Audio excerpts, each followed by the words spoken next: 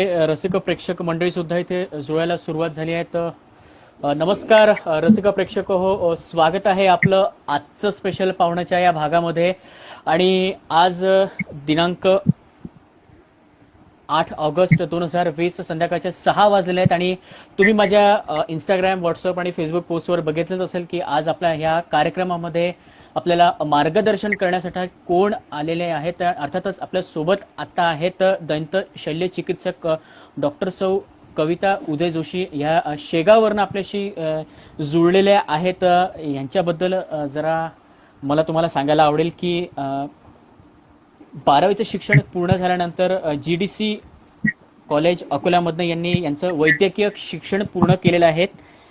त्यांच्या नंतर गजानन महाराज सेवा संस्थानला त्या सध्या सेवा देत आहेत. त्याच्यानंतर जनता विद्यालय मंडळ ही खूप मोठी शैक्षणिक संस्था जी अमरावतीमध्ये काम करते अनेक वर्षापासून, त्याच्या सेक्रेटरीपदी मॅडम इथे काम बघत आहेत.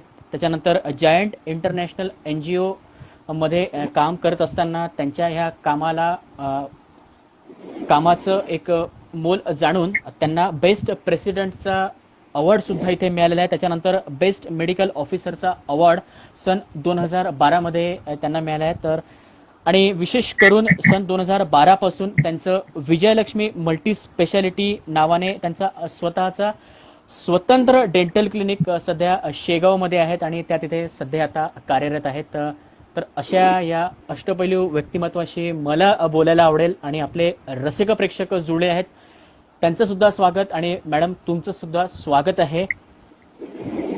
आज खऱ्या अर्थानं बघा की मनुष्य शरीर हे अनेक अंगांनी बनलेलं आहे, तर पंचतत्वांनी बनलेलं आहे. तर खूप खूप छोटे छोटे मोठे मोठे ऑर्गन या ईश्वराने तयार केलेले आहेत एक ह्युमन बॉडीमध्ये. आणि त्या ऑर्गनची काळजी घेणं आपलं परम कर्तव्य आहे, पण असं आपण करत नाही. नेमकं आपण हार्ट अटॅक येते म्हणून हार्टची काळजी, डोक्याचा मायग्रेनचा त्रास होतो म्हणून डोक्याची काळजी तेवढ्यापर्यंत घेतो.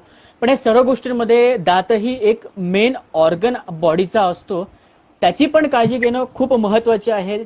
आणि ती काळजी घेतली नाही तर कुठल्या कुठल्या प्रकारचे आजार, कुठल्या कुठल्या प्रकारच्या वेदना आपल्याला सहन करायला लागतात हे ज्यांना दाताचा त्रास होतो त्यांना माहितीच आहेत. आणि ह्याच सर्व गोष्टींवर आज आपल्याला मार्गदर्शन करण्याकरता आपल्या सोबत आहेत दंत शल्य चिकित्सक डॉक्टर सौ कविता उदय जोशी मॅडम. आणि त्यांच्याशी पूर्णतः दंत विज्ञान, दंत आयुर्वेद ह्या सर्व विषयांवर मला चर्चा करायचीच आहेत. सगळ्यात पहिला प्रश्न डॉक्टर मॅडम की तुमची या क्षेत्राची सुरुवात कशी काय झाली आणि तुम्ही मुळात वैद्यकीय क्षेत्रच का निवडलं? सगळ्यात पहिले तर खूप खूप धन्यवाद प्रसाद, मला आज ह्या प्रोग्राम मध्ये स्पेशली बोलवायसाठी आणि स्पेशल फील करून देण्यासाठी. राहिली गोष्ट माझं डेंटिस्ट्री स्टाफशी म्हणजे मी इंटरेस्ट घेतला ह्या फील्डमध्ये, तर कधी कधी मी आजही विचार करते तेव्हाच की माझी काय मेंटॅलिटी होती तेव्हा मी डेंटिस्ट्री सिलेक्ट केली. तर सगळ्यात पहिले तर मी सगळं श्रेय आज जे काही आहे म्हणजे मी माझ्या वडिलांना, आई बाबांना देते. आणि कुठे ना कुठे इंटरेस्ट होतं की मी एक चांगली डॉक्टर व्हावी. त्याच्यात ही आईंची अशी इच्छा होती की डॉक्टर सोबत तिने तिचं एक लाईफ पण असायला पाहिजे, एक क्लास पण असायला पाहिजे. आणि मलाही असं वाटायचं की डॉक्टर म्हटलं की पूर्ण एक नोबल प्रॅक्टिस असते, त्याला झिजून टाकावं लागतं. पण त्याच्या व्यतिरिक्त कुठे ना कुठे MBBS वाले जे आमचे सिनियर्स म्हणजे ते पास आउट होऊन जे मेडिकलला गेले होते त्यांचं लाईफस्टाईल स्टडीज बघत होती. तर त्याच्यासोबत कुठे ना कुठे डेंटिस्ट्री ही दिसलं आणि त्याच्यात मी ते एक क्रीम प्रॅक्टिस पण बघितली आणि त्याच्यासोबत म्हणजे एक स्पेशलायझेशन पण बघितलं. तर तिथे मला कुठेतरी डेंटिस्ट्री अट्रॅक्ट झाली. आणि मी मग म्हणजे जेव्हा इंटरव्ह्यूला माझा कॉल होता मुंबईला, तर तेव्हा मी डिसाईड केलं की का नाही डेंटिस्ट्री. म्हणून कुठे ना कुठे आतमधलं होतं की विथ डॉक्टरी ऑल्सो माझ्या आतमधले जे काही आर्टिस्टिक गुण, कारण की डेंटिस्ट्री म्हटलं फक्त डॉक्टर नाही होत, त्याच्यात एक आर्ट पण तुमचं येतं कारण की आम्ही स्माइल डिझाईन करतो. तर ह्या सगळ्या गोष्टी एक इंजिनिअरिंग पण असतं कुठे ना कुठे, म्हणजे जे दात वेगळे वाकडे त्यांनाही जे स्ट्रेटनिंग करतं म्हणजे इंजिनियर जे जसं म्हणजे उदाहरणला सांगतं तर तसं सगळं मिळून डेंटिस्ट्री तयार होते. तर सगळे गुण ते सोबत म्हणजे आणलं, त्याला एक्सप्लोर करणं, म्हणून मी डेंटिस्ट्री सिलेक्ट केलं. असं माझं एक होतं आणि त्याच्यासोबत पेशंटची सेवाही होते, असं सगळं विचार करून आज मी इथपर्यंत पोहोचलेली आहे. हा माझा जो जर्नी होता डेंटिस्ट्रीचा 15 वर्षाचा असा सुरू झाला 1997 ला. तर आज एक सक्सेसफुल डेंटिस्ट म्हणून कार्यरत करत आहे मी माझं असं. क्या बात आहे. सो एकंदरीत संपूर्ण ह्या जर्नीची सुरुवात या प्रकारे झाली असं म्हणणार. आपले वडील डॉक्टर आकोडे सर जनता शिक्षण माफ करा पुढे साहेब, हा त्यांना श्री केएल दादासाहेब म्हणायचे अमरावतीमध्ये तुमच्या जनता विद्यालय मंडळ शिक्षण संस्था, अत्यंत नावाजलेली शिक्षण संस्था अमरावतीतली. रसिक प्रेक्षक हो, तर त्यामध्ये आकोडे सर अध्यक्ष म्हणून कार्यरत होते. अनेक वर्षापासून त्यांचा अमरावतीला खूप मोठा एक हातभार असा लागलेला आहे आणि अनेक विद्यार्थी आज त्यांच्या मार्फत घडलेले आहेत. आणि आज तुम्ही त्यांची मुलगी आणि खऱ्या अर्थानं त्यांनी तुम्हाला मोटिव्ह करण्याचं काम केलेलं आहे आणि तुम्ही त्यांची स्वप्न साकार करत आहात. खूप चांगला एक जर्नी तुमची ह्या पद्धतीने सुरू झालेली आहे. तर पुढे बऱ्याच अंशी मला तुमच्याशी खूप विषयांवर मला गप्पा मारायच्या आहेत.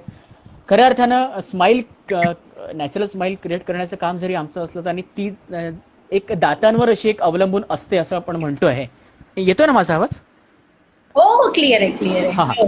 आणि एकंदरीत कुठे जर त्या दातांमध्ये कुठे फॉल्ट असेल तर वेडे वाकडे जर असतील तर त्याचं व्यवस्थित डिझाईन एक इंजिनिअरिंग पद्धतीने ते सरळ करण्याचं काम खऱ्या अर्थानं डेंटिस्टचं असतं. ते काम तुम्ही करता. म्हणूनच मराठीमध्ये त्यांना दंत शल्य चिकित्सक असं म्हटलं जातं. क्या बात है. सो आता मी पुढच्या प्रश्नाकडे आता मी वळणार आहे. तर मॅडम, आज जे लोक आपल्या दाताची काळजी घेत नाही त्यांना बरेचदा आपण बघतोय की अनेक दंत रोगांशी त्यांना सामना करावा लागतो. मग अशातच प्रामुख्यानं जर आपल्याला आपल्या दातांची काळजी घ्यायची असेल तर काय काय करायला पाहिजे? हो, जसं मी म्हणत आहे, आता इतकी वर्ष झालेले आहे डेंटल प्रॅक्टिस करून, तर मी मला बघण्यात येतं की लोक जे आहेत आपल्या डेंटल हायजीन बद्दल थोडेसे काळजी नाही, केअरलेस आहेत असं म्हणायला काही हरकत नाही. आणि म्हणजे त्यांना दाताचा त्रासही असला तर ते लवकर क्लिनिककडे वळत नाही, म्हणजे आमच्याकडे येणार नाही, ते गोळी घेऊन घरी तो त्रास वगैरे असं सगळं बघते. आणि काही लाईफस्टाईल पण बघते, काही खाण्यात पुड्या वगैरे जे काही म्हणतात टोबॅको कन्झम्पशन वगैरे, म्हणजे त्याच्यावर ऍडव्हर्टाईजवर लिहिलेलं असतं की हे यांनी कॅन्सर होतो, तरीही लोक म्हणजे स्वतःच्या खेळणं त्याला म्हणतात, तर तेही प्रकार करतात. मला माहित नाही त्यांना काय प्रॉब्लेम आहे. हो, पण एक अजून मी तुम्हाला म्हणजे सांगायला इच्छिते, तुझ्या ह्या प्रोग्राम थ्रू मीही आज तुला हा प्रश्न टाकते, इथे जे आपले लाईव्ह म्हणजे मेंबर्स पण बघत असतील की का बाबा तुम्ही डेंटल म्हणजे हायजीन बद्दल एवढे केअरलेस आहात. तर मी कुठे ना कुठे जेव्हाही जाते, एक कॅम्प घेते, तर लोकांना डेंटल ट्रीटमेंट आणि डेंटल जे अवेअरनेस आहे, आपल्या दातांची काळजी कशी घेणे, हे सगळं रोज गाईडलाईन करते. आणि कुठे ना कुठे असं वाटतं की मी कुठे ह्या गोष्टीत सक्सेस होते जेव्हा पेशंट माझ्याकडे वळतात, म्हणजे त्यांना ते व्यवस्थित त्यांना सल्ला घ्यायला तरी येतात किंवा कधी फोन पण करतात. एखाद्या कॅम्पला गेली, मी माझा फोन नंबर तिथे देते, पेशंट कधी कधी फॉलोअप साठी कॉल करतात. तिथे असं वाटतं की हो, कुठे मी सक्सेस झाले, तो कॅम्प माझा फोन कॉल का नसो. आणि राहिली गोष्ट काळजी घेण्याची, तर एक साधारण एक 5 नियम आहे तुम्हाला दातांची काळजी घेण्यासाठी. त्याला आम्ही 5 गोल्डन रूल्स म्हणतो. सगळ्यात मोठी गोष्ट तुम्ही जे काही खात आहात, म्हणजे तुमची डाएट, तुम्ही डाएट काय कडधान्य म्हणा किंवा होल ग्रेन असं जे म्हणतं, ऑर्गॅनिक फूड म्हणा, हे सगळं कन्झ्युम करा. आणि दुसरी गोष्ट, इन बिटवीन स्नॅक्स, आजकाल जे लहान मुलांना म्हणा किंवा आपल्यासारख्या जनरेशनच्या लोकांना मध्ये भूक लागते, असं हे सगळे जे आहेत हे हॅबिट्स टाळायला पाहिजे. दुसरी गोष्ट, ब्रशिंग टेक्निक आणि प्रॉपर एक टूथब्रश आणि पेस्ट 2 टाइम ब्रशिंग हे बिलकुल कंपल्सरीच आहे तुमच्या रुटीन मध्ये. कारण की आपल्या खाण्याच्या पद्धती पहिलेपेक्षा बदललेल्या आहेत, तर त्यांचं मेंटेनन्स ठीक आहे. घरात आपण साधारण उदाहरण देतो, कचरा होतो ते केर उचलतोच ना, आपण दिवसातून 2दा तर झाडू मारतोच की नाही, तर तशी गोष्ट आहे. आपण काही खातो ओके. कधी हा हा. हायजेनिक पण कधी कधी तोंडात जातो आपल्या, तर त्याच्यासाठी साधं आहे आपला ब्रश आणि टूथपेस्ट एक घ्यायचा आणि 2 टाइम ब्रश करायला काहीच मला वाटत नाही, 2 मिनिटं तुम्ही कुठेही ते काढू शकता स्वतःसाठी. आणि थर्ड आहे की तुम्ही जे ते म्हणतात ना कोल्ड ड्रिंक्स वगैरे हे सगळं डाएट थोडंसं टाळायचं आणि त्याच्यात ऍसिड्स असतात, ते दातांवर डायरेक्ट अटॅक करतात, दातांना ठिसूळ करतात, तर ते सगळ्या प्रकारचे अवॉइड करायला पाहिजे. आणि 5वा रूल आहे की वर्षातून 2दा का नसो तुम्ही डेंटिस्टला चेकअप साठी जायलाच पाहिजे. 2दा चेकअप इज अ मस्ट, म्हणजे तुमच्या दातांची काळजी होते तेवढी. म्हणजे म्हणतात ना सोनाराकडनं कान टोचून घेणे तशी गोष्ट, म्हणजे मार्गदर्शन पण मिळेल आणि तुमच्या दातांमध्ये काही अवयव असेल किंवा काही प्रॉब्लेम असेल तर हे सगळं त्याच्यात तुमचं फॉलोअप मध्ये येऊन जातं असं. येस. तर मला तरी वाटतं की हे जर तुम्ही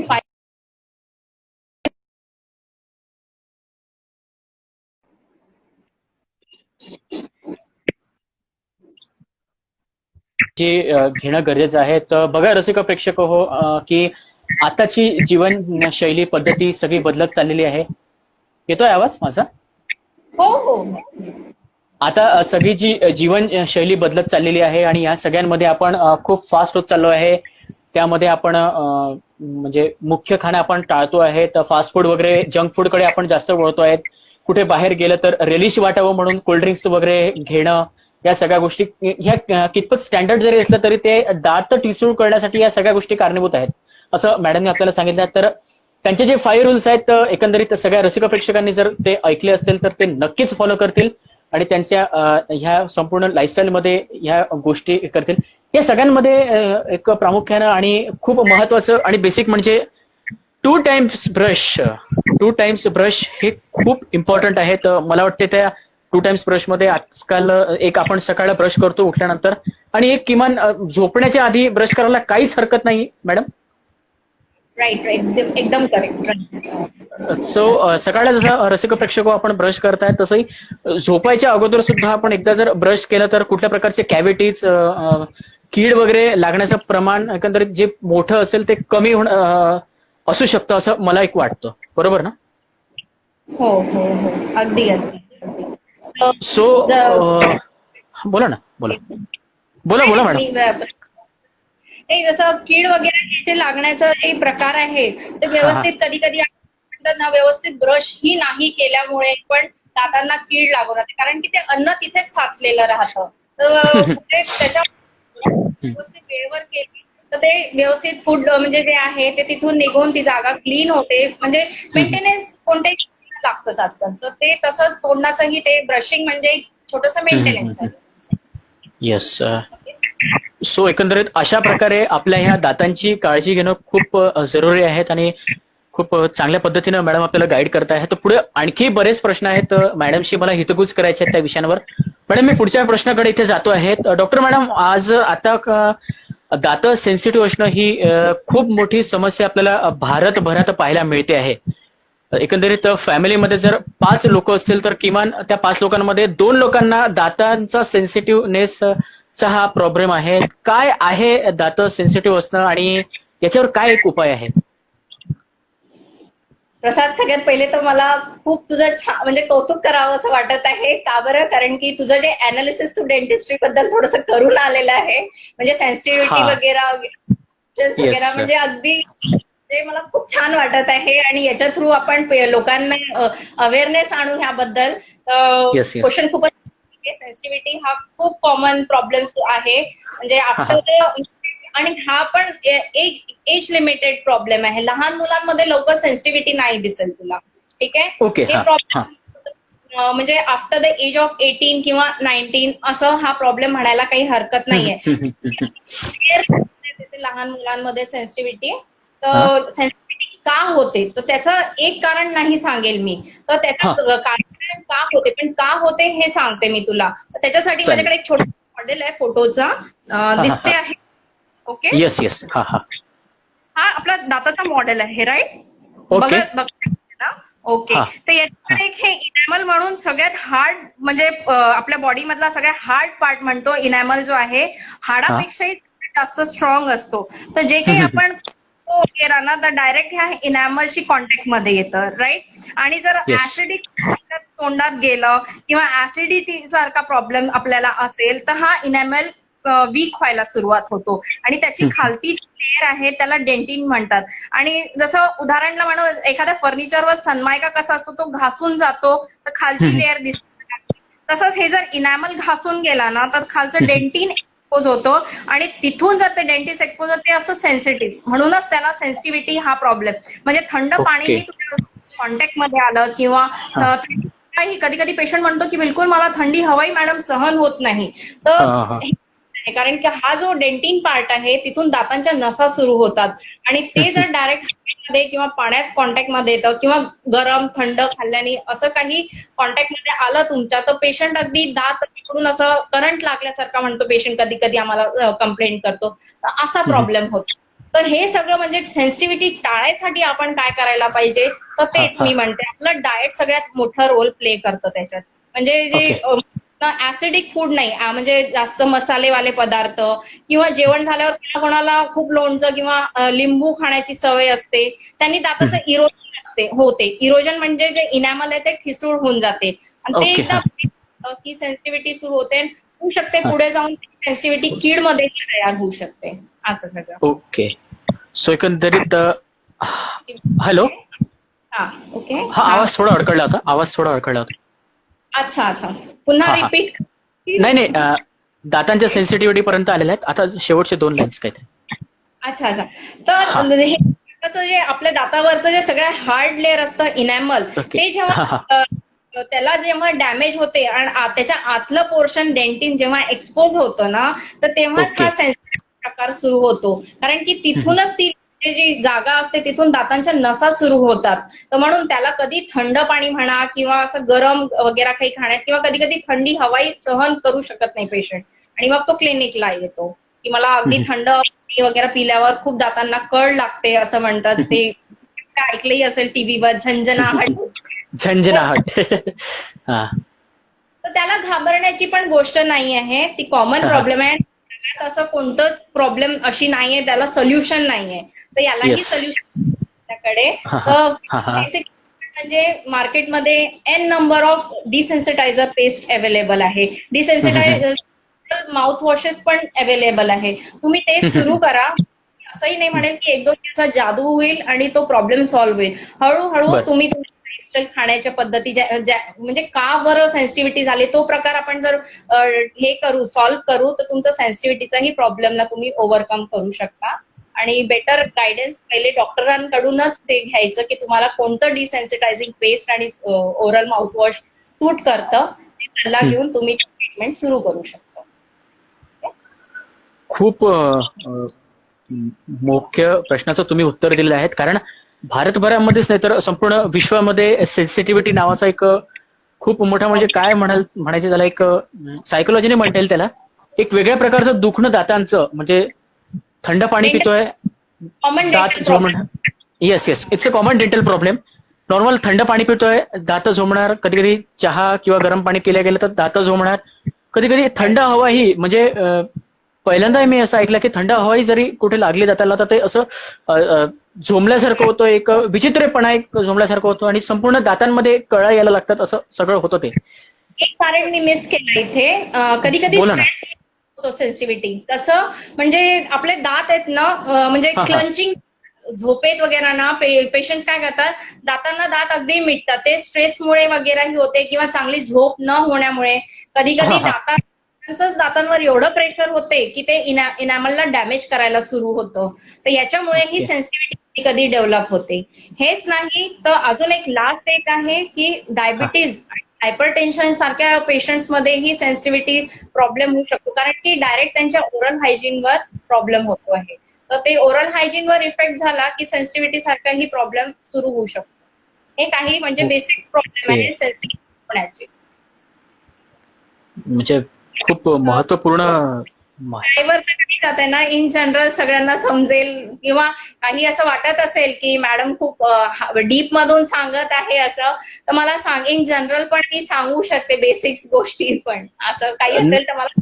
ओके, नाही नाही, नक्कीच कळतंय आणि खूप अगदी तुम्ही सोप्या भाषेत सांगत आहे. त्याच्यानंतर जे तुम्ही मॉडेल आता प्रदर्शित केलं की कुठल्या प्रकारचं ते आवरण निघतं, येस येस. त्याच्यानंतर कुठल्या प्रकारचा त्रास होतो, या सगळ्या गोष्टी त्याच्यामुळे ते एक्सप्लेन जेव्हा तुम्ही करत आहे तर ते रसिक प्रेक्षकांना खऱ्या अर्थानं कळत आहेत. मलाही या सगळ्या गोष्टींची माहिती नव्हती. मलाही आता ह्या सगळ्या गोष्टी कळायला लागलेल्याच आहेत. तर एकंदरीत सेन्सिटिव्ह दात्यांचा सेन्सिटिव्हनेस आपण जो म्हणतो हा घालवण्यासाठी अनेक मार्केटमध्ये उत्पादन आहेत. माउथ वॉश असतील, टूथपेस्ट असतील, ह्या सगळ्या गोष्टींचा वापर तर तुम्ही कराच, पण या सगळ्या गोष्टी करण्याच्या अगोदर तुम्ही तुमच्या डेंटिस्टचं सजेशन घेणं हे खूप गरजेचं आहे. इथे मी प्रामुख्यानं सांगणार आणि रसिक प्रेक्षक खरंच या सगळ्या गोष्टींवर अंमल करतील. पुढे आता आणखी प्रश्न उत्तर बाकी आहेत. बघा मॅडम, आता नॉर्मली आपण बघतोय की हार्टचा इश्यू झाला की आपण म्हणजे कम्प्लिटली आपण हार्टचा इश्यू झाला तर आपण बीपी चेक करतो, ह्या सगळ्या गोष्टींकडे जातो. कुठे आणखी कुठल्या अवयवांमध्ये, कुठल्या बॉडी ऑर्गन्समध्ये आपल्याला त्रास व्हायला लागला तर आपण त्यांचा चेकअप करतो. मग या सर्व गोष्टींमध्ये बॉडीच्या पार्टमध्ये दातही हा एक सगळ्यात मोठा ऑर्गन आहे आणि याला आपल्या समाजामध्ये आपण जे राहतो त्याला मान्यता नाही आहे की खूप मेन ऑर्गन आहे असं. आणि कुठेतरी कुठल्या प्रकारची दात दुखी नसताना डेंटल चेकअप करून घेणं कितपत गरजेचं आहे असं मला तुम्हाला विचारायचं आहे. आणि साधारणतः किती दिवसांच्या अवधीमध्ये किंवा किती महिन्यांच्या अवधीमध्ये डेंटल चेकअप करून घेणं महत्वाचं आहे, एक डेंटिस्ट म्हणून तुम्ही काय सांगणार? मी इथे एक छोटस तुला उदाहरण देईल प्रसाद. जसं म्हणतात ना, कधी रस्त्याने जातो, एक सुंदरसं घर दिसतं आपल्याला, बंगला म्हणा किंवा एक छोटस झोपडी पण दिसेल, पण तिथे छान एक रम्य म्हणजे बगीचा असेल छोटासा, नाही तर एक रांगोळी टाकलेली असेल, अगदी फ्रेश एन्व्हायरमेंट म्हणतो ना ज्याला, तर ते बघून अगदी मनाला प्रसन्न वाटतं. अगदी असं म्हणतो ना आपण की किती सुंदर घर आहे, सुंदर बगीचा आहे, रांगोळी किती सुसज्ज टाकलेली आहे. तर ते सगळं बघून ते असं वाटतं तिथे हवाई निरोगीच असेल. तर तशी गोष्ट आपल्या तोंडाची म्हणजे ओरल कॅव्हिटीची आहे. म्हणजे कॅव्हिटी आहे ही आपल्या शरीराची जी आहे तो गेट आहे. म्हणजे तिथूनच आपला होऊन जाते बॉडीचं. आपले जे काही म्हणजे ना की डायजेशन जे आहे आपल्या दातांपासूनच सुरू होते. कारण की म्हणतात जुने लोक म्हणायचे ना की खाने को 32 बार चबाव. तुम्हाला देवाने जे 32 दात दिलेले आहे ते 32 वेळा चावायसाठी. पण तसं नाही, म्हणण्याचा अर्थ असा होता की खायचं आणि पूर्ण एवढं व्यवस्थित ग्राइंड करायचं की पोटात गेल्यावर त्याला जास्त डायजेशन म्हणजे पोटाला जास्त कष्ट नाही घ्यायला पाहिजे. म्हणूनच ते अर्ध डायजेशन जे आहे ते आपल्या तोंडातच होऊन जातं. तर म्हणून ओरल कॅव्हिटी आहे ही आपल्या डायजेशनची गेट कीपर आहे. तर म्हणून इथूनच जर आपलं आरोग्य व्यवस्थित असलं आतमध्ये काही प्रॉब्लेम. म्हणून म्हणते की हा गेटला व्यवस्थित स्वच्छ ठेवा, हायजिनिक ठेवा आणि काही बेसिक डाएट फॉलो करा. हे सगळं जर तुम्ही कराल तर तुमचं आरोग्यही चांगलं राहील. आणि राहिली गोष्ट की किती दिवसात तुम्ही डेंटिस्टला आपलं दाखवायला पाहिजे, तुम्हाला त्रास असतो. तर मी माझं स्वतःचं उदाहरण तुला देते की मला आजच्या तारखेत देवानी दाताचा काही 1 रुपयाही त्रास दिलेला नाहीये. मी डेंटिस्ट असं नाहीये की मी डेंटिस्ट आहे म्हणून, पण आहे. आणि त्याच्या व्यतिरिक्त जे म्हणतात ना स्केलिंग म्हणून एक प्रोसिजर असतं. जसं आजकाल कॉमनली इन जनरल म्हणतात की फेसचं फेशियल करा, त्यांनी स्किनला थोडंसं हायड्रेटिंग मिळतं. तसं स्केलिंग एक हा प्रोसिजर दातांचा खूप बेसिक असतं. ते ब्रशिंग करतो ना त्यांनी ते क्लिनिंग होत. त्याला एक अल्ट्रासोनिक ट्रीटमेंट आहे, ते जर घेतली तर तुमच्या तोंडात एक प्लाक नावाचा प्रकार असतो, तो क्लीन होऊन जातो. तर त्यांनी काय होते आपल्या तोंडात नवीन एक म्हणजे सलायव्हेशन मिनरल्स वगैरे जे काही होतात ते हायड्रेट होतात. सलायव्हेशन आपलं चांगलं. हे छोटे छोटे मेंटेनन्स जर तुम्ही ठेवाल तर तुम्हाला, मला नाही वाटत की पुढे मोठे मोठे दातांचे ट्रीटमेंट घ्यावं लागेल. म्हणून कधी म्हणतात ना prevention is better than cure. तुम्हाला त्रास नसेल पण वर्षातून 2दा व्हिजिट करायला काहीच प्रॉब्लेम नाही. जसं दुसरी गोष्ट म्हणजे हार्ट पेशंट आणि डायबिटीस वाल्यांनीही वर्षातून 2दा तर नक्कीच व्हिजिट करायला पाहिजे डेंटिस्टला. कारण की त्यांना थोडंसं हिरड्यांचं म्हणजे काय म्हणतात वीकनेस वगैरे सुरू होऊन जाते त्यांना हार्ट. म्हणून म्हणते बेटर आहे की कधीही तुम्ही काळजी घ्या आणि प्रॉब्लेम सुरू व्हायच्या अगोदर त्या प्रॉब्लेमला तुम्ही जर तिथे स्टॉप करून द्याल तुम्हाला रिझल्ट चांगलेच आहे. हो, prevention is better than cure आपण असं म्हणतोय. मॅडमनी पण ते सांगितलेलं आहे. आणि एकंदरीत मुख्य जो प्रश्न मी आता विचारला होता की कुठल्याही प्रकारची दातदुखी नसतानाही आपण दंत मतलब डेंटल चेकअप करून घेणं गरजेचं आहे का, तर त्याचं उत्तर मॅडमनी हो म्हणून दिलेलं आहे. आणि एकंदरीत त्याचा अवधी जो आहे हे वर्षातनं किमान 2 वेळा तुम्ही डेंटल चेकअप करून जर घेतलं मित्रांनो तर ते खूप महत्वपूर्ण असं राहणार. कारण एकंदरीत आपण बघतोय की ह्युमन शरीर आणि ह्या सगळ्या गोष्टी एकमेकांना कनेक्टेड आहेत. आणि मुख्य म्हणजे तुम्ही तुमच्या उत्तरांमध्ये असं म्हटलेलं आहे की पूर्वी जुने काळी लोक म्हणायचे की पर्टिक्युलर एक घास जो आहे हा 32 वेळा चावला गेला पाहिजे. काय आहे ना की आपल्या भाषेत अगदी अगदी आपल्या भाषेत बोलायला झालं तर हे जे आपलं तोंड आहे आतलं हे ग्राइंडर आहे आणि आपले जे दात आहेत हे पाते आहेत. बिलकुल. म्हणजे आतमध्ये जठराग्नीमध्ये आपण हा घास घालण्याचं काम जेव्हा करतो आहे तर त्याला आपल्या दातांमधनं तोंडांमधनं आपण बारीक करून जर आत घातलं तर आपलं जठराग्नी लवकर प्रोसेस करून ते अन्न पचवण्याचं काम करतं. बरोबर ना?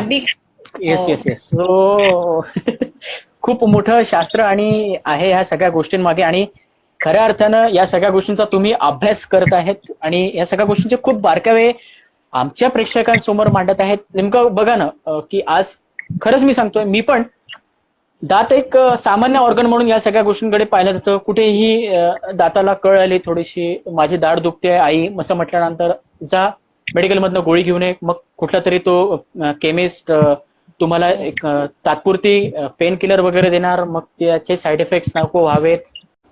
कटला आवाज येतोय ना? आता येतोय. हा, दाताला कीड लागणे हे सुद्धा आपल्याला बऱ्याच अंशी सगळीकडे पाहायला मिळतं आहे.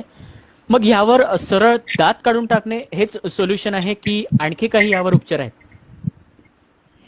दात काढून टाकणे आणि डेंटिस्ट हे म्हणजे मेड फॉर इच अदर असं म्हणायला काही हरकत नाही इन जनरल पब्लिक. मला बघितलं नाही की मॅडम काढणार का तुम्ही. अगदी मी पेशंटला चेकअप साठी साधं क्लिनिकमध्ये चेअरवर बसवते तर कधी कधी पेशंट आत्ताच दात काढणार का मॅडम. दात काढणं फक्त हे असतं डेंटिस्ट्रीमध्ये. त्याच्याहून खूप मोठं काही काही प्रोग्रेस झालेलं आहे. आणि कीड लागणं म्हणजे जे आम्ही आमच्या भाषेत म्हणतो ते त्याच्यात भरपूर काही म्हणजे नवीन ट्रीटमेंट प्लॅन्स आलेले आहेत. आणि पेशंटनी बिलकुल निश्चिंत होऊन ट्रीटमेंट घ्यायला पाहिजे. कारण की दातांचे पेशंट इतक्या पेन मध्ये असतो. दाताचं जे पेन म्हणतात ना इट्स इक्विव्हॅलेंट टू लेडीजला डिलिव्हरीचा पेन होतो त्याला म्हणजे इन जनरल कम्पेअर केलेला गेलेला आहे. तर म्हणून ऑलरेडी पेन मध्ये आहे आणि डेंटिस्ट पण त्याला जर अजून त्रास दाता दुखवून देईल तर तो बिचारा जाईल आवडणार आहे ना की दे बाबा गोळे मी माझा गोळ्यांवर ढकल. व्यवस्थित डॉक्टरकडे जायचं. तुम्ही तुमच्या दाताचा जो प्रॉब्लेम आहे का झालेला आहे. कीड हा जो आहे कधी जेव्हा दाताच्या नसेपर्यंत जेव्हा कीड पोहोचते ना दातात एक छोटीशी नस असते त्याला आम्ही फरक म्हणतो. तिथपर्यंत जर गेली तर ती वेदना खूप म्हणजे एक्सप्लेन करण्यासारखी नाही आहे.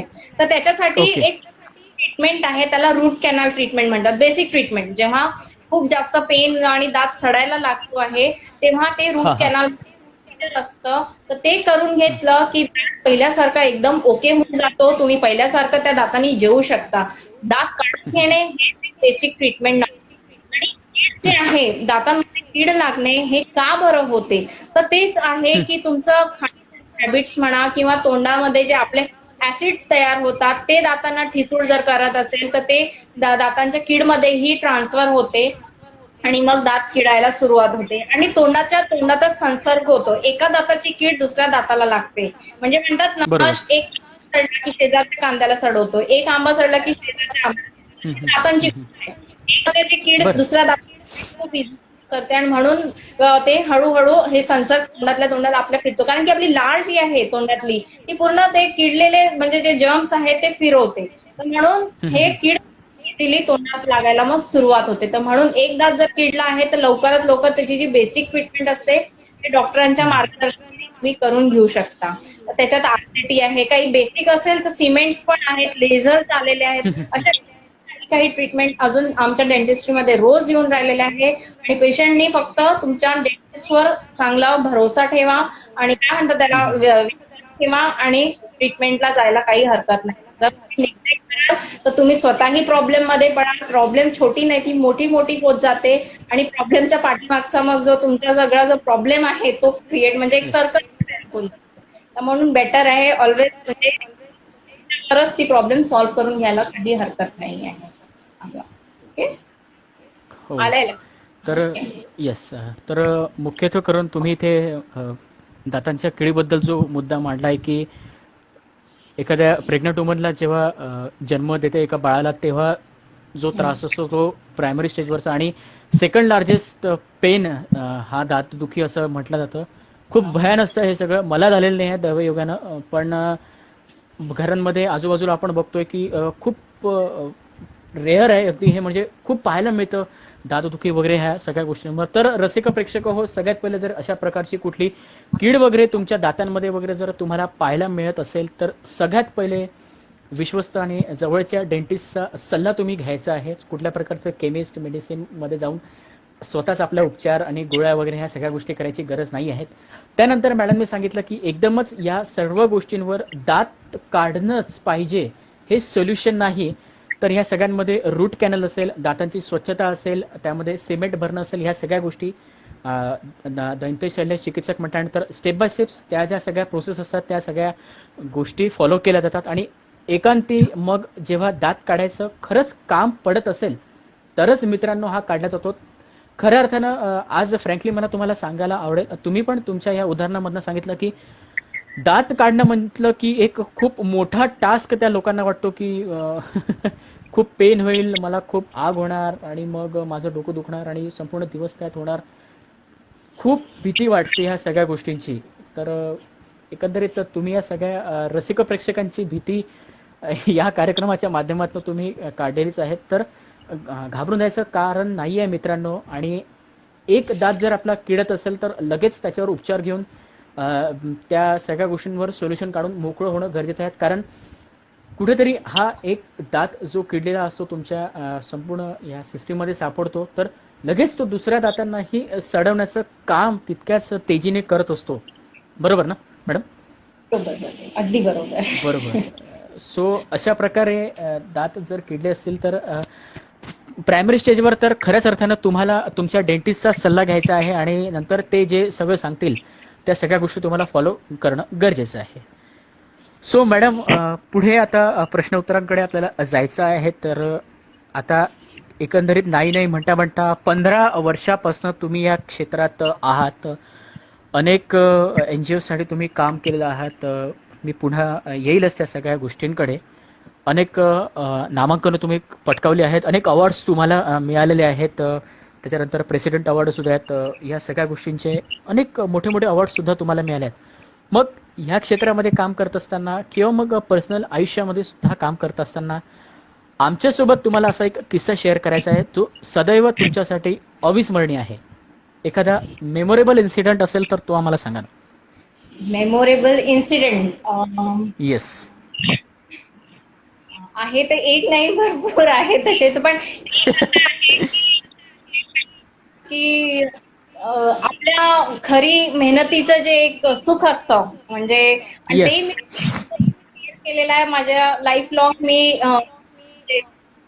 आठवणीत आहे तो आहे माझ्या आजी सोबत, माझी नानी. म्हणजे माझा जो BDSचा जो रिझल्ट होता आणि फायनल इयरचा जो रिझल्ट होता तो मी तिच्या जवळ होती, गावी होती, तिच्या सोबत होती आणि तो जो एक प्रसंग आहे म्हणजे अक्षरशः आम्ही दोघी गळ्यात पडून रडलो होतो. फर्स्ट इयर सारखं जेव्हा माझा रिझल्ट लागला होता तर मी अगदी गळ्यात पडून रडली. त्या दिवशी जसं तिलाही वाटत की मी डॉक्टर फर्स्ट इयर BDSला आणि त्याच्यानंतर BDSलाही मी तिच्या जवळच होती आणि माझा रिझल्ट लागला होता आणि अगदी होती म्हणजे म्हणत होती की आज माझी मुलगी म्हणजे डॉक्टर झाली आहे. तिने अगदी झाले होते, तिने हातात ते घेतलं तर ती म्हणे ती आज एवढी मोठी म्हणजे डिग्री तिने अचीव्ह केलेली आहे. तो म्हणजे आपल्या मेहनतीचा आणि अशांसोबत आपण शेअर करतो तो एक गोल्डन म्हणूनच एक फ्रेम करून ठेवण्यासारखी आठवण आहे.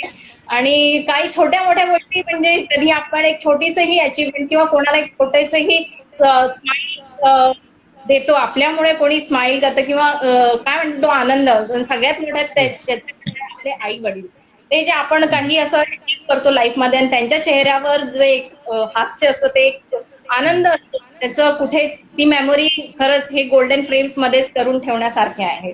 तर लाईफ अजून आहे जेवढी, तर असे वाटते छोटे छोटे गोल्डन फ्रेम्स लाईफ मध्ये येत राहतील. आपले आई वडील तेव्हापासून खुश आहेत, त्यांना आपला स्वाभिमान अभिमान जे काही वाटतो आपल्यामुळे, हे फ्रेम्स मला असं वाटतं देवानी मला द्यावे की मी छोटे छोटे नेहमी ट्रेझर करू. सो हा मेमोरेबल इन्सिडेंट तुमच्या आयुष्यातला BDS ची फर्स्ट इयरची आणि फायनल इयरची एक्झाम जेव्हा तुम्ही पास होत आहेत आणि तुमच्या नानींजवळ तुम्ही आहेत, तर त्यांना फर्स्ट इयरमध्येच फील झालंय की माझी नात इथे संपूर्णतः दातांची डॉक्टर झालेली आहे. खूप महत्त्वाचा किस्सा हा एक तुमच्या आयुष्यातला. डॉक्टर मॅडम, पुढे आणखी मला आता जायला आवडेल प्रश्नोत्तरांकडे, पण आता आता असे अनेक विद्यार्थी आहेत जे आता 10th पास होतात, आता 12वी पास होतात, तर त्यांनाही ह्या क्षेत्रामध्ये यावंसं वाटतं, तर त्यांनी नेमकं कुठली कुठली पावलं अशी उचलायला पाहिजे ह्या क्षेत्रामध्ये येण्याकरता?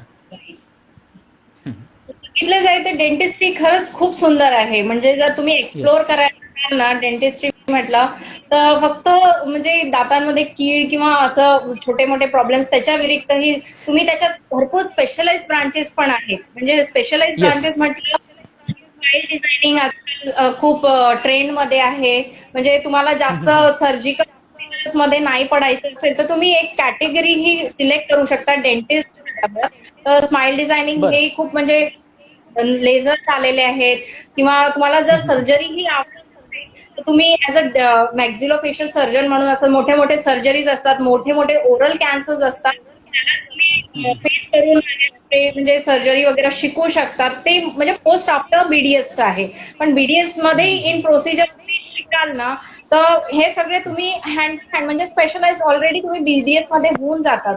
हेच आहे फक्त की तुम्हाला एक कन्सिस्टन्सी, तुमचं पॅशन तुमच्या कामासाठी, तुमच्या इंटरेस्टसाठी, पण हे म्हणजे स्वतःची इच्छा असायला पाहिजे. असं नाहीये की पॅरेंट्सनी म्हटलं कोणी आपले जे एक इन्फ्लुएन्स असतो की नाही त्यांनी हे केलं म्हणून माझा मित्र करत आहे म्हणून, असं नाही. जर तुम्हाला खरंच इंटरेस्ट आहे, तुमच्या आतमध्ये एक छोटासा आर्टिस्ट असेल किंवा एक छोटासा इंजिनियर असेल आणि एक छोटासा कुठेतरी असेल की एक नोबल काम पण करायला पाहिजे, की पेशंटची सेवा करायला पाहिजे, असं कुठे आतमध्ये असेल तो जो कॅरेक्टर तुमच्या आतमध्ये, तर dentistry is really a good professional to service, म्हणजे सिलेक्ट करायला काही हरकत नाही आहे असं.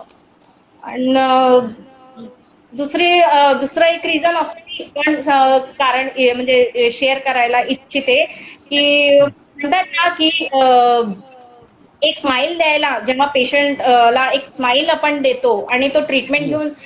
समाधान घेऊन आपल्या क्लिनिक मध्ये जातो तर त्याचंही एक ते म्हणतात ना आनंद एक तो वेगळाच असतो. एक जो आपण घरी आल्यावर ते पेशंटला ट्रीटमेंट की हा आज मी तो पेशंट गेला आणि आपल्याकडनं समाधान होऊन गेला, तर त्याचा एक वेगळाच आपल्या मानसिक शांती असते.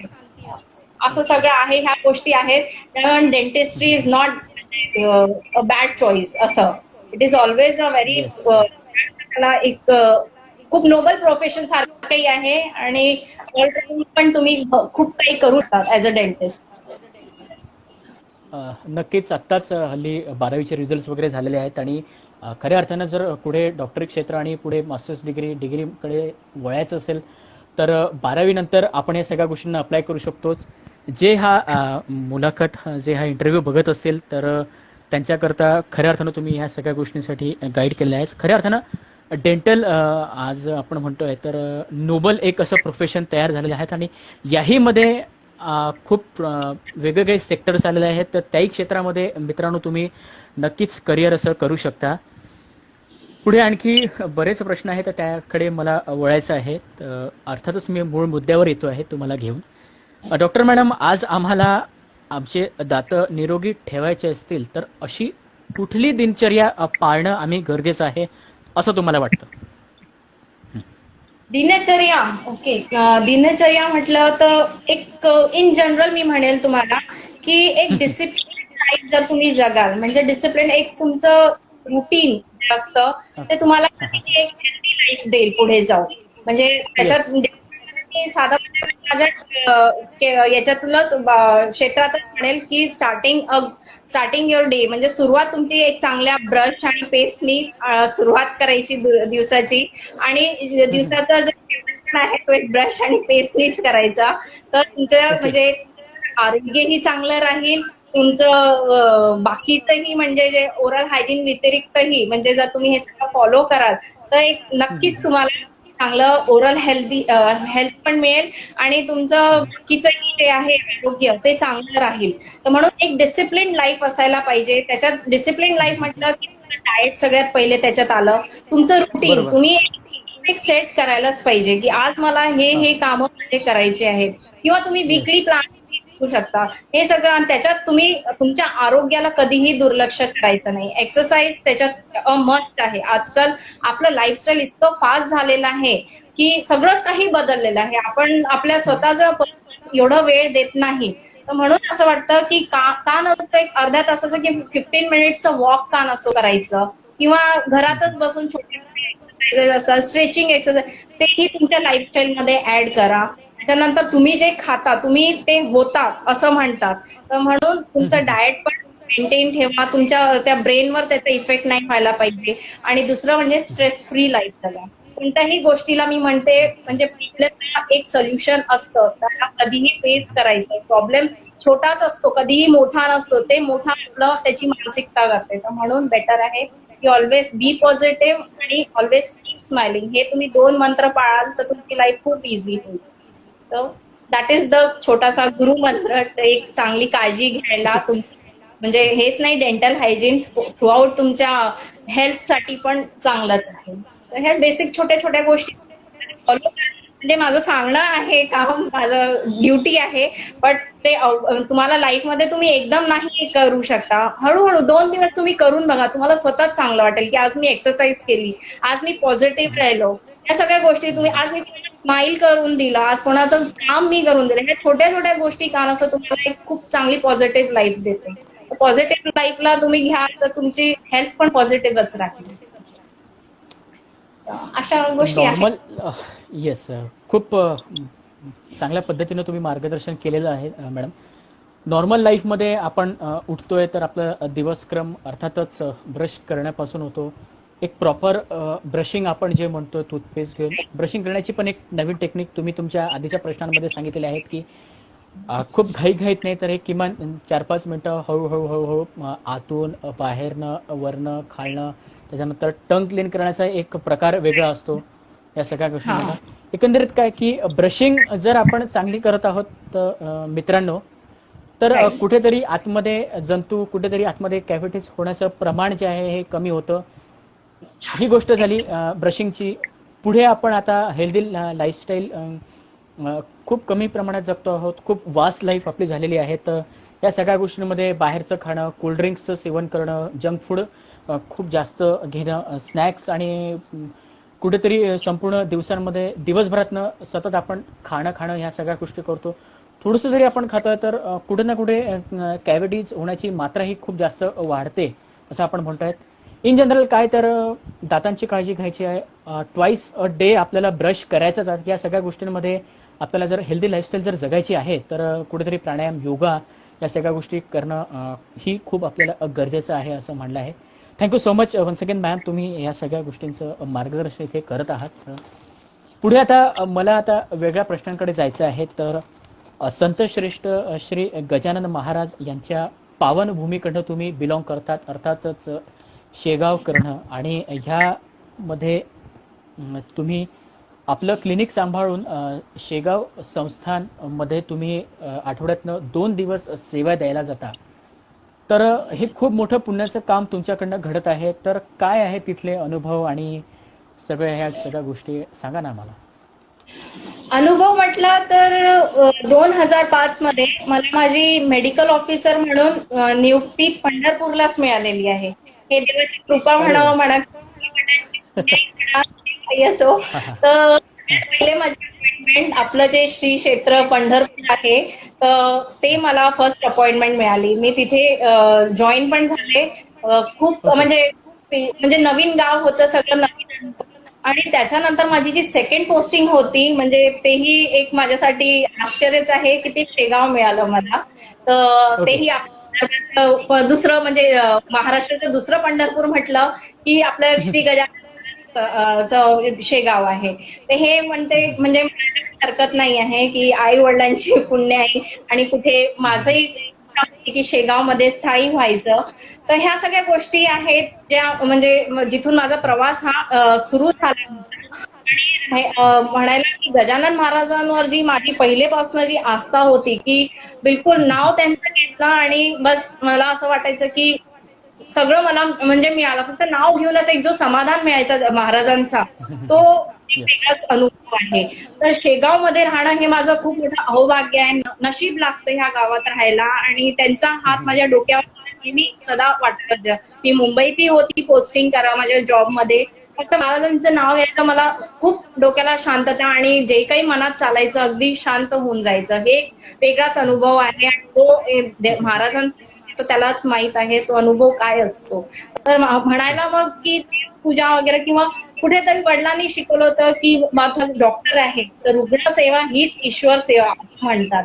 तर महाराजांचा एक क्या बात आहे. हे एक चान्स दिला की का नसो. मला असं मनात नेहमी वाटायचं की 2 दिवस का नसो तिथे जे पेशंट येतं त्यांचे थोडेफारही मी काही ट्रीटमेंट करत असेल तर माझ्यातलं जे काही आहे त्यांना म्हणजे एक महाराजांचा प्रसाद आणि ती सेवा करून महाराजांचा प्रसादच मिळतो.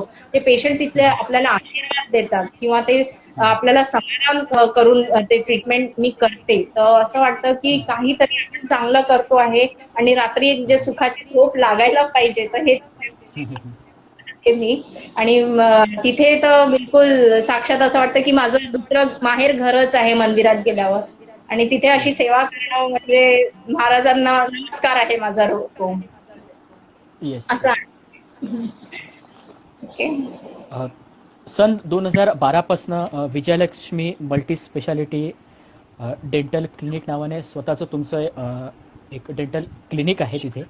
आणि खऱ्या अर्थानं तुम्ही रुग्णसेवेचं कामही तिथनं करता आहात. आठवड्यातनं 2 दिवस शेगावसारख्या मंदिरामध्ये तुम्ही तुमची रुग्णसेवा म्हणून देता. तुमच्याबद्दल एक माहिती असल्या कारणाने जरा मी तुमच्या या मध्ये शिरण्याचा प्रयत्न करणार. एक तो किस्सा आवर्जून मला सांगा की एक एजेड कपल तुमच्याकडे आलं होतं आणि तुम्ही त्यांना वर्धेला एक तो तुम्ही त्यांना ट्रीटमेंट करण्यासाठी तुम्ही त्यांना सांगितलं. आणि या सगळ्या गोष्टींमध्ये हा प्रश्न विचारण्याचं कारण हे आहे की तुम्हाला मिळालेलं एक मोठं सॅटिस्फॅक्शन हो. सगळ्या गोष्टींमध्ये, तो किस्सा काय आहे जरा आमच्यासोबत शेअर करा ना प्लीज. ते असं म्हणायला काही हरकत नव्हतं की ते मी माझे पेशंट रोजचे तिथे चेकअप करत होती आणि ते बिचारे दोघं कोपऱ्यात पेशंट. मी दोनदा त्यांना बाहेर ते बसलेले होते. मी दोनदा बोलवलंय माझ्या अटेंडंट थ्रू की तुम्ही या काय आहे. नाही म्हणे मॅडम आम्ही सगळ्यात शेवटी भेटू. तर मग ठीक आहे. हो, हो. ती मग ते काका आणि काकू आजी आजोबा जे ते आले आतमध्ये. ते म्हणे ते आजोबा की आजींना खूप प्रॉब्लेम आहे. तर त्यांना चेकअप साठी घेतला तर 2 मिनिटं मीही म्हणजे अगदी हे झाले कारण की तिला ओरल कॅन्सर सबम्युकोसल फायब्रोसिस म्हणून एक कॅन्सर असतो तोंडाचा तो झालेला होता. आणि तो इतका म्हणजे त्यांनी अगदी त्याचं रुद्र आलेलं होतं तिच्या तोंडात की खूपच हेवी स्टेजमध्ये गेलेलं होतं क्रिटिकल स्टेजमध्ये. ते बिचारे बिलकुल कोणी त्यांच्यासोबत सगळ्यात पहिले तर माझा प्रश्न त्यांना दोघांना हेच होतं कोण आहे तुमच्यासोबत तुमचा मुलगा आणि नातलग वगैरे आणि आमचे कोणीच नाही आहेत. तर मग मला सुजान मला असं का वाटत होतं की त्यांना काहीतरी मी म्हणजे मदत करू आणि कोणाला सांगू. तर मग मला बॅचमेट होता तिथे वर्ध्याला. मी त्याला फोन ताबडतोब केला की म्हटलं मी हे पेशंट आहे तुझ्याकडे पाठवते आहे आणि तू पर्सनली त्या पेशंटला अटेंड करशील आणि तू बघून घेशील काय ट्रीटमेंट आहे वगैरे. तर मग आम्ही ते इंदिरा विकास योजना म्हणून असतं त्याच्या थ्रू त्यांचं तिथे भरती करून घेतलं. त्या पेशंटचं ट्रीटमेंट झालं व्यवस्थित. किती 1-1.5 वर्ष ते ट्रीटमेंट मध्ये मध्ये ते फॉलोअप साठी जायचे वगैरे. पण जेव्हा ते मला ट्रीटमेंट झाल्यावर भेटायला आले होते तर त्यांच्या चेहऱ्यावर समाधान होता की कोणी नाही आहे. पण मॅडम म्हणजे मुलगी म्हणूनच मी म्हटलं की तुम्ही मला मुलगीच समजा माझी. काही तुम्हाला त्रास असला ते आजही फोन करतात मला, शेगावला आले एकदा तरी भेटतात ते मला. तर तो एक जो समाधान असतो आपल्याला की कोणाच्या कामी आलो, आपलं जे आपल्याला देवाने एवढं मोठे एक डिग्री दिलेली आहे, आपण काही केलं आणि त्याचं असं कुठे काम आपण करतो, तर असं वाटतं की कुठे ना कुठे आपणही एक सक्सेस म्हणून लाईफ मध्ये त्याचं येस. समाधान वाटतं आपल्याला, असं आहे. ते ही पण एक चांगली आठवण होती, म्हणजे आहे माझ्या आयुष्यातली, आणि आपण जे काम करतो आहे वगैरे. तर हे सगळे पण मला कधी कधी वाटतात माझ्या वडिलांपासून आलेले आहेत, कारण की त्यांनी समाजसेवा केलेली आहे आणि खूप लोकांना घडवलेले आहे. कधी त्यांनी मलाही शिकवलं की कधी कोणाला तिला नाही म्हणायचं नाही. कधी आपल्याकडनं जितकी सेवा होऊ शकेल, रुग्णांची म्हणा, कधी कोणाच्या कामी आपण पडू शकतो असेल तर नक्की करायचं. तर हे छोट्या छोट्या गोष्टी आहेत ज्या आपल्या लाईफला पुढे पुढे घेऊन जातं आपल्याला. नक्कीच रुग्णसेवा ही ईश्वर सेवा या खऱ्या ब्रीद वाक्याला धरून तुम्ही चालत आहात आणि या सगळ्या गोष्टींमध्ये कुठेतरी पेशंटला आपल्यामुळे बरं वाटतं आहे, आपलं औषध त्याला लागतं आहे, आपल्यामुळे त्याला खऱ्या अर्थानं पूर्ण त्याची ट्रीटमेंट आपण करतो आहे आणि त्याच्यानंतर त्यांच्याकडनं मिळणारी सॅटिस्फॅक्शनची जी पोचपावती आहे ती खूप जास्त इम्पॉर्टंट आहे. खूप चांगलं काम खऱ्या अर्थानं खूप तुमच्याकडनं होत असतं. खूप हॅलो, हा हा, ऐकू येत आहे. येतोय ना माझा आवाज? हां, खूप चांगल्या प्रकारचं काम खूप चांगल्या प्रकारचं काम तुमच्याकडनं होत आहे madam. Thank you so much once again. पुढे आता मी जरा वेगळ्या प्रश्नाकडे आता मी जाणार आहे. सध्या आता आपण कोरोना महामारीच्या संकटात झुजत आहोत आणि खऱ्या अर्थानं सफाई कर्मचारी, महापालिका कर्मचारी, नर्स मावशी, डॉक्टर्स, केमिस्ट, ड्रगिस्ट ह्या सगळे यंत्रणा एका रात्रीपासून कामाला लागलेली आहेत. या सगळ्यामध्ये आज कोरोनाला जसं पाहिजे तसं गांभीर्यानं घेतलं जात नाही आहे. तर तुम्ही पण या वैद्यकीय क्षेत्राशी निगडित आहात, तर काय मार्गदर्शन करणार तुम्ही आज या प्लॅटफॉर्म मार्फत लोकांना? हो, मार्च पासून जे हे आपल्या इथे WHO ने हे पॅन्डेमिक आपलं कोरोना कोविड-19 हे जे डिक्लेअर्ड झालं, तर याच्यात मी तुम्हाला मेसेज छोटासा द्यायला म्हणजे इच्छिते की काय आहे, कोरोनाला म्हणजे म्हणजे थोडंसं घाबरायला काही हरकत नाही, म्हणजे भीती आहे. पण त्या कोरोनाशी म्हणतात ना, जी मानसिकता आहे, भीतीची जी मानसिकता आहे, म्हणजे कोरोना ओके. के साथ जीना है अपने को, पण त्याला ती जी मानसिकता आहे, भीतीची जी मानसिकता आहे ती बदला. म्हणजे काय म्हणतात ना, मैं घर के बाहर जाऊंगा, मेरे को कुछ नहीं होने वाला, म्हणजे साधा काही म्हणतात की जा बाबा, मला कुठे नाही जायचं, माझ्या परिवाराला घेऊन, मला माझ्या परिवाराची चिंता आहे, माझं व्यवस्थित आहे. पण हे सगळे मेंटॅलिटी जे घरातले मुलं आहेत ते आपल्याला बघत आहेत, ते बघतात की हे कसं, म्हणजे तुम्ही वागताय की एवढं मोठं संकट आलेलं आहे, तुम्ही त्याला सोडून ते तुम्ही घरात बसलेले आहे, असं नाही आहे. तुम्ही तुमचं दिनचर्या फॉलो करा, पण त्याच्यासोबत स्वतःची काळजी घ्या.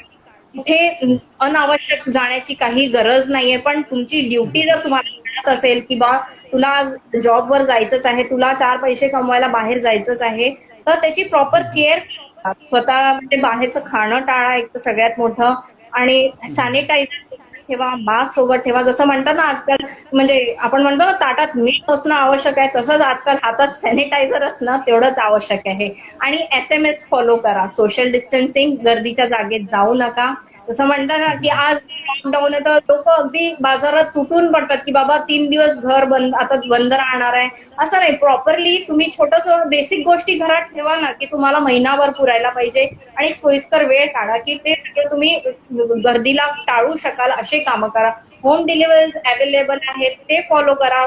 जगात सगळे सांगते ना की प्रत्येक प्रॉब्लेम सोल्युशन आहे नेहमी, तर तसंच हे प्रॉब्लेम आपल्या यांनी टॅकल करा. आणि ती मानसिकता म्हणजे काय म्हणतात, ते जी भीतीची पॉझिटिव्ह राहा, तुम्हाला काहीच होणार नाहीये. फक्त संसर्ग जे आहे त्या जागेवर जाणं टाळा वगैरे, आणि 3 फॉलो, सोशल डिस्टन्सिंग, मास्क आणि जे SMS आपण म्हणतो ना, छोटीशी गोष्ट ती फॉलो करा. मला आणि खाण्यापिण्यात थोडंसं आपलं इम्युन बस्टर्स वगैरे जे फूड असतं ते खायला काही हरकत नाहीये. त्याच्यासोबत आपल्याला कोरोना सोबत जगणं कसं आहे हे शिकायचं आहे. हे नाही त्याच्याकडनं दूर पळायचं नाही. म्हणजे ते जर आहे म्हणजे कुठे तर त्याला तिथपर्यंत पोहोचायचं की म्हणजे कुठे पेशंट्स असेल की जागा असेल हायजेनिक प्लेसेस मग स्टे होम स्टे सेफ असं. नक्कीच आज मास्क आणि सॅनिटायझर हा आपल्या आयुष्याचा भाग झालेला आहे आणि कोरोना के साथ ही जीना है और कोरोना के साथ ही अभी रहना है हमें. आवाज थोडासा अडखळत होता. ठीक आहे, इट्स ओके. आता ठीक आहे ओके ना. ओके ठीक आहे. हां, तर खऱ्या अर्थानं तुम्ही सुद्धा या कोरोना काळात लोकांना मार्गदर्शन केलेलं आहे. बघा रसिक प्रेक्षको, या सगळ्या गोष्टींमधूनही तुम्हाला सुद्धा डॉक्टर मॅडम तुमचं क्लिनिक सुरू ठेवावं लागतं.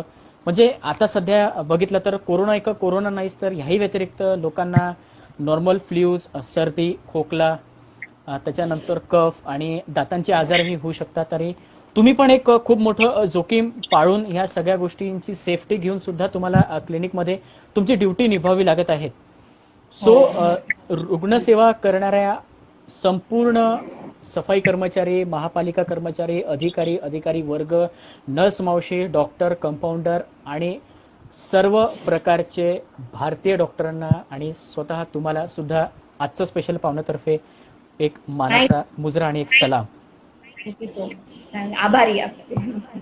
खूप महत्वाचं काम तुम्ही या सगळ्या गोष्टींमधनं करत आहात. म्हणजे डेंटिस्ट म्हटल्यानंतर तुमचं क्षेत्र जरी वेगळं असलं तरी सगळ्या गोष्टी ह्या एकमेकांशी कनेक्टेड आहेच. एक डॉक्टर म्हटल्यानंतरही या सगळ्या गोष्टींचं मार्गदर्शन तुम्ही करतायत. Thank you so much once again. आणि आता जाता जाता माझ्यासाठी सगळ्यात महत्वाचा प्रश्न, कसं वाटलं या कार्यक्रमात येऊ? कार्यक्रमात येऊन तर म्हणजे ज्या दिवशी तुम्हाला फर्स्ट इन्व्हिटेशन पाठवलं होतं की स्पेशल पाहुणे, तर मला त्याच दिवशी खूप स्पेशल वाटलं होतं स्वतःबद्दल. कधी कधी जेव्हा लोक आपल्याला स्पेशल करून देतात म्हणजे पर्क सुटतात आपल्याकडे एक्सेस, म्हणजे तो आपला दिवस छान. आणि आज ही जी आपण छोटीशी मुलाखत घेतली, जे काही मनातलं मीही काही शेअर केल्या गोष्टी तुझ्यासोबत, ते लाईफ टाईम आहे.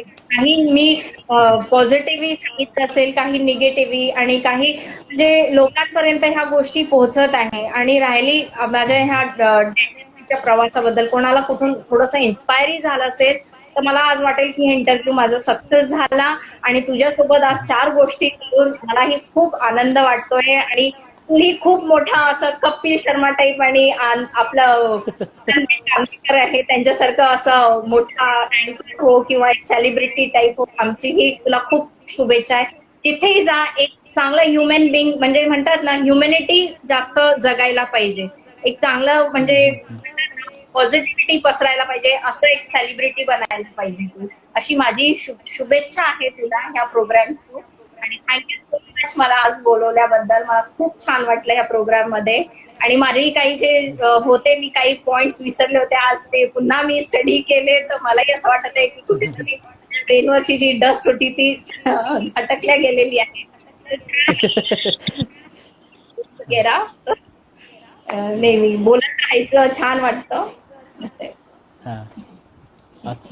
तर रसिक प्रेक्षक हो, आज आपल्यासोबत होते दंत शल्य चिकित्सक डॉक्टर सौ कविता उजे जोशी मॅडम. त्या आपल्यासोबत शेगाववरून जोडलेल्या होतात आणि त्यांनी दाताच्या समस्या आणि दातांवरील समस्यांवर निदान या सर्व गोष्टींवर त्यांनी आपल्याला अगदी दिलखुलास पद्धतीने उत्तरे दिली आहेत. आणि दातांची काळजी कशी घ्यायची, रूट कॅनल, दातांमधील कीड, सेन्सिटिव्हनेस या विचारलेल्या सर्व प्रश्नांवर अगदी योग्य अशी उत्तरं दिलेली आहेत. I am definitely sure madam की या तुम्ही दिलेल्या सगळ्या उत्तरांमुळे रसिक प्रेक्षकांचे आणि माझे सुद्धा या दातांसंदर्भातले पॉईंट्स क्लिअर झालेले आहेत. बघा रसिक प्रेक्षक हो, कम्प्लीट ह्युमन बॉडी म्हटल्यानंतर प्रत्येक ऑर्गन हा तितकाच महत्त्वाचा आहे जितका आपण त्या सगळ्या गोष्टींकडे दुर्लक्ष करतो. नॉर्मली बघितलं जातं की सोसायटीमध्ये हार्ट, लंग्स, आईज या सगळ्या गोष्टींकडेच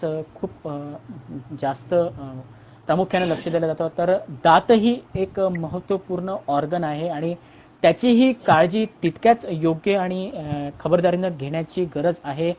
हे आज आपल्या माध्यमातून खऱ्या अर्थाने पटवून देण्याचं काम तुम्ही केलेलं आहे. आणि वन्स अगेन व्यस्त कार्यक्रमातनं तुम्ही सुद्धा ह्या कार्यक्रमात आलात आणि आमच्या सर्व प्रश्नांची तुम्ही उत्तर दिलीत त्याबद्दल खूप खूप धन्यवाद. Thank you so much. आभारी. Thank you ma'am. थँक्यू.